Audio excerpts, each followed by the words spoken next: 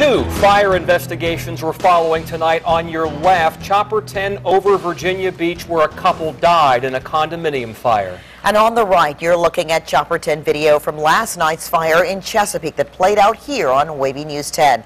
5 houses burned. We begin tonight in Virginia Beach. Ann McNamara has been at the Lynn Haven Beach condominiums on Shore Drive all day, and she spoke to some of the people who lost their homes and their neighbors in this fire. Ann?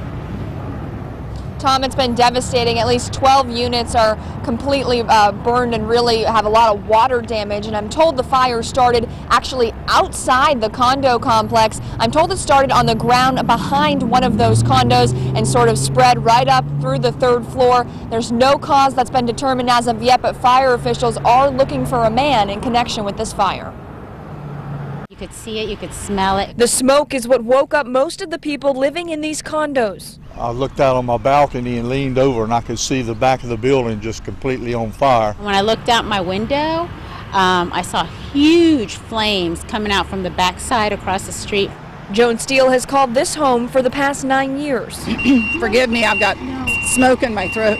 Smoke she inhaled when she escaped. She ran right through the flames in her living room to get to the door. Mine was the 3rd floor in the back that collapsed down, so it's complete. It's just a black hole right now. Her condo collapsed onto the 2nd floor, where an elderly couple was trapped, a man and his wife in their 80s. They were an elderly couple, sweet as they could be. I just saw them a couple of days ago. Her husband took care of her. They're a very close couple, and they like to go see the ocean. And in the midst of mourning, their neighbors know they're lucky to be alive, to have a second chance. My son's on his way up from Savannah to be with me, to help me start again.